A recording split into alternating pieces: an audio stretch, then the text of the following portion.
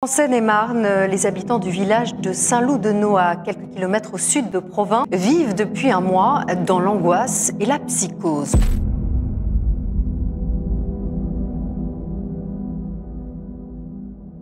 Un drame à ce jour toujours non élucidé. Que s'est-il passé? S'agirait-il d'obus de 14-18 oubliés? De sacs d'engrais qui auraient pu exploser accidentellement? Les enquêteurs explorent aussi la piste d'une querelle de voisinage. Fausse piste. On ne sait pas ce qui s'est passé, sachant que si jamais il y a encore des choses qui traînent dans le périmètre, il y a des gens qui ont peur. Le 14 août 2011, Iodure Métallique, youtubeur français, va sortir cette vidéo. Une trousse anti-sèche automatique. Un système que j'ai inventé pour tricher à l'école pendant les contrôles. Donc je vais commencer par faire une démonstration de triche. Et voici l'intérieur. Et le 12 mars 2013, Iodure Métallique va sortir cette vidéo qui montre comment récupérer de la nourriture et des boissons gratuitement depuis les distributeurs automatiques payants. Une idée donc extrêmement tordue qui est parfaitement à mon image. Rien que ces deux vidéos, c'est 10 millions de vues. Et c'est pas la seule fois où il va bien fonctionner sur YouTube. Iodure Métallique n'a jamais arrêté d'être youtubeur. C'est son travail à plein temps. Et jusqu'à il y a encore quelques mois, Iodure Métallique postait des vidéos sur sa chaîne YouTube. Mais là, il peut plus en poster des vidéos. Parce qu'il aurait posé et fait péter des bombes chez les gens avec qui il avait des embrouilles. Mais what the f...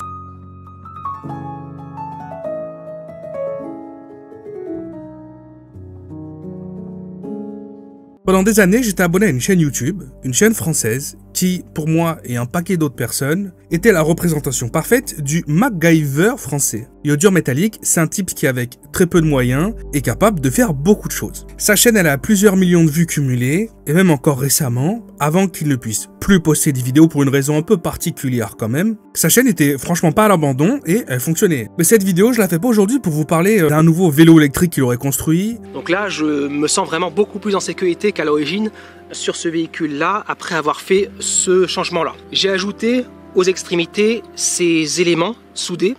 Donc ça permet que les mains ne glissent pas, ne puissent pas quitter le guidon. Sous le siège, j'ai inséré des ressorts entre l'assise et le support. Ou d'une nouvelle façon de comment réparer sa plaque induction dans sa cuisine, mais plutôt pour la pire création qu'il aurait pu faire, je pense, dans sa vie. Mais bon, pour comprendre l'ampleur du délire, faut poser le décor. Saint-Loup-de-Nau, c'est un petit bled paumé en France de 900 habitants. Le genre de village où la plus grosse news de l'année, c'est la kermesse de l'école en fait. Campagne, criquets, bruit d'oiseaux, le calme plat à l'année, jusqu'en novembre 2022, où le village il arrête d'être calme. Parce que cette nuit-là, il y a une maison qui va se faire pulvérisé. Malheureusement, c'est un réveil nocturne à 4h15, un bruit comme j'ai jamais connu, suffisamment fort pour réveiller tout le village, et comme une bombe, comme on peut l'imaginer qu'on voit au cinéma ou autre. Donc c'est un peu la panique, qu'est-ce qui se passe? Voilà les dégâts, et c'est fou, c'est la stupéfaction. On parle d'une explosion qui est plus puissante que 50 kilos de TNT. Vous voyez les documentaires d'archives où il y a des avions qui bombardent comme ça les villes et les villages. Bon bah c'est encore plus puissant que ça. Bon évidemment, il y a tout le village qui va être sous le choc. Je pense que ça pourrait arriver n'importe où, ça serait la même chose. Mais là on parle quand même d'un village de 900 habitants où il se passe rien. C'est-à-dire qu'on entend l'épée de vache. Et bon, même si l'explosion a l'air beaucoup trop puissante pour être liée à du gaz, c'est quand même probablement une énorme fuite de gaz qui aurait pu même créer comme ça une poche de gaz sous les fondations de la maison qui s'est envolée. Bah non, elle n'était pas reliée au gaz. Camille avait 31 ans, titulaire d'un master en droit constitutionnel et passionnée d'équitation. Elle vivait ici depuis 5 ans avec son compagnon, ingénieur informatique. Lui survit à l'explosion, mais il est grièvement blessé. Bon évidemment, une enquête policière est ouverte, parce qu'il faut un peu comprendre ce qui s'est passé. Et on se tourne en premier vers les voisins. Et les voisins, c'est un duo pour le moins particulier. On a une mère, 73 ans, et son fils, 35 ans. Qui vit donc avec sa mère. Le village entier est d'accord pour se dire que ils sont un peu chelous. Étranges, marginal, reclus, très peu de contacts, ou s'il y en a, ça se passe toujours souvent mal. On les voyait quand ils passaient là, quand ils passaient devant, mais c'était surtout la nuit. Il avait un truc électrique, un vélo électrique qu'il avait fabriqué. On l'entendait la nuit, et puis c'était allumé toute la nuit. Le jour, on les voyait pas. Des gens, je sais pas, un peu marginaux. C'était des marginaux. Il y a ma compagne qui est sortie, et elle a dit faites attention en reculant, et tout de suite agressif, quoi. Elle aurait pu dire ouais, excusez-moi. moi ou quoi que ce soit. Non, là, c'était tout le contraire. Et tout de suite, on a vu on pouvait pas discuter avec. Et il bricole toutes les nuits, en fait. Tout le long de la nuit, mais aussi toutes les nuits. Et sa mère, c'est simple, il y a personne qui peut discuter avec elle. À chaque fois qu'elle a une altercation avec quelqu'un, ça finit toujours en embrouille. Et le travail de la mère, c'est la création de colliers et de bracelets qu'elle vend sur Internet. Les enquêteurs, ils vont creuser un peu plus et aussi se rendre compte que ces voisins-là étaient en énorme embrouille avec ceux qui habitaient dans la maison qui vient tout juste d'être pulvérisée. Et quel était l'objet de ce conflit qui durait depuis un petit moment? Un figuier, un arbre, et même pas un gros en plus, hein, un petit figuier. Les voisins de iodure métallique, pour se rendre chez eux, ont besoin d'utiliser ce qu'on appelle en France un droit de passage. En clair, ils doivent passer sur la propriété de iodure métallique et sa mère pour se rendre chez eux. Mais iodure métallique a foutu un figuier juste à côté de l'entrée, ce qui en fait empêche de pouvoir passer avec une voiture plus grande qu'une Fiat Punto sans la rayer. Et après s'être pris la tête pendant très longtemps, l'homme du couple voisin de iodure métallique et sa mère va décider que c'est le jour de trop et il va se rendre près du figuier avec une hache et il va le couper. Voilà. Et il va mettre quelques coups, il va dire bon c'est bon, j'en ai marre, c'est un droit de passage dont j'ai le droit, mais je peux pas l'utiliser correctement parce que je défonce toutes mes bagnoles. Donc le figuier, c'est fini, c'est bon. Et quelques jours plus tard, il y a leur maison qui explose. Mais bon, à ce stade-là, on pourrait se dire, peu importe le profil des voisins, de iodure métallique et de sa mère,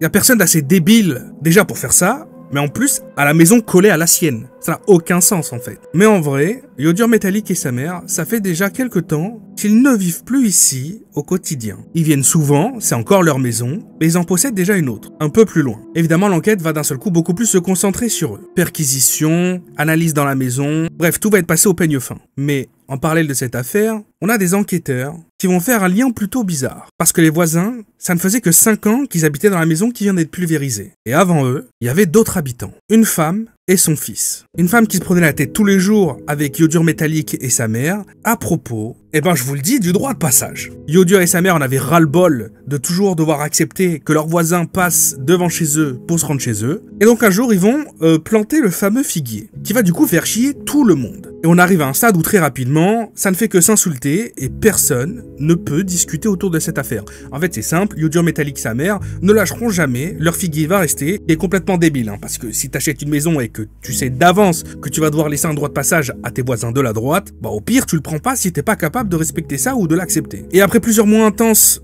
d'insultes et de prises de tête autour de ce droit de passage, il va se passer un truc de dingue. On est en journée, il y a le père de la voisine de iodure métallique qui se rend à l'école pour aller récupérer son petit-fils. Le fils va rentrer dans la voiture, et puis la voiture va se faire pulvériser. Je sais pas si on est en train de se rendre compte un peu de ce dont on est en train de parler. Iodure métallique et sa mère ont des voisins avec qui ils se prennent la tête et s'insultent depuis un moment à propos d'un droit de passage devant chez eux. Ça les fait chier. Et puis un beau jour, ils n'ont plus de problème de droit de passage. Parce que les gens avec qui ils se prenaient la tête, ils pètent dans une voiture, dans un village de 900 habitants où il n'y a jamais aucune embrouille, et avec qui le profil démontre qu'ils n'avaient d'embrouille avec personne d'autre. Mais là, on pourrait se dire, dans ce cas-là, pourquoi l'enquête ne s'est pas dirigée tout droit vers iodure métallique? Eh bien, le grand-père, il était très bricoleur. Pendant des années, il s'est aussi occupé du feu d'artifice du village. Il adorait l'armée, l'histoire des guerres, et il avait tendance à beaucoup picoler quand même. Mais il y a un fait quand même qui est assez surprenant. Quand l'enquête a été ouverte plusieurs années avant, à propos donc de la voiture devant l'école, la mère de iodure métallique va envoyer une lettre au parquet en expliquant qu'elle pense que c'est le vieux, le grand-père, qui aurait fait ça. Il était très bricoleur, parce qu'elle-même, elle était voisine de la mère du grand-père et du fils, qu'il fumait beaucoup, qu'il buvait beaucoup, et que ça l'étonnerait pas qu'il ait tout simplement fait une erreur. Ou sans même que ça soit une erreur, que volontairement il ait décidé de dire au revoir, mais pas tout seul. Mais bon là on se retrouve plusieurs années après avec iodure métallique et sa mère qui s'embrouillent avec leurs nouveaux voisins, et cette fois-ci c'est pas leur bagnole qui pète, c'est leur maison, avec eux dedans. Je tiens quand même à dire que tout ce que je vous raconte depuis le début ne peut pas faire office de jugement puisque en France on a la présomption d'innocence. Mais bon, la vérité c'est qu'il y a des prélèvements qui ont été faits dans la nouvelle maison de iodure métallique et sa mère, et ils ont trouvé la substance extrêmement rare et difficile à se procurer, qui est présente dans les décombres et qui a été la substance qui a permis de faire les bombes en fait. Mais pas dans la maison à côté de celle qui a pété, hein. Dans leur autre maison qui a plusieurs kilomètres et qui n'aurait jamais dû avoir cette substance présente dans la baraque en fait. Iodure métallique va expliquer à la police que c'est simplement parce qu'il s'est rendu à son ancienne maison et qu'il en a sûrement rapporté sous ses chaussures. Ce qui semblerait pas possible d'après les experts, et c'est pourquoi la mère de iodure métallique et lui-même, même si la présomption d'innocence, tout ça en France on connaît, ils ont été écroués, c'est-à-dire qu'ils sont en prison en fait en ce moment. Je parle pas d'une garde à vue, je parle carrément d'être derrière les barreaux. Le mois dernier, Après une perquisition dans une autre maison qu'ils occupent, sont placés en garde à vue. Ils sont mis en examen pour assassinat, tentative d'assassinat et détention de produits entrant dans la composition d'engins explosifs. Mais ils nient les faits. Il y a encore un jugement qui doit arriver, mais moi je vais vous dire mon avis.